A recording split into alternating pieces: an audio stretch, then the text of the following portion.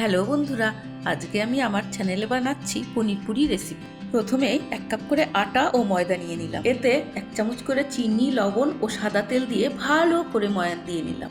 অল্প অল্প জল অ্যাড করে ডোটা নরম করে মেখে নেব। শেষে আরেকটু সাদা তেল দিয়ে ডোটা মেখে রেখে দিলাম।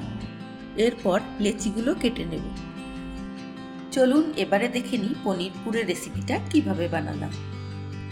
তেলে গোটা জিরে ফোড়ন দিয়ে আদা বাটা, জিরে গুঁড়ো, লঙ্কা গুঁড়ো, হলুদ গুঁড়ো দিয়ে কষিয়ে নেব।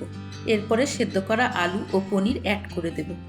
একে একে লবণ, কাজু কিশমিশ, ঘি ও শেষে গরম মশলা দিয়ে নামিয়ে নেব। পুর তৈরি হয়ে গেলে একে একে লেচিগুলোতে এইভাবে আমরা পুর ভরে নেব।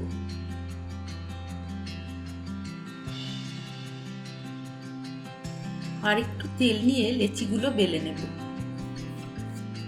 ভাজার জন্য সাদা তেল গরম করে নিয়ে একে একে লুচিগুলো ভেজে নেব।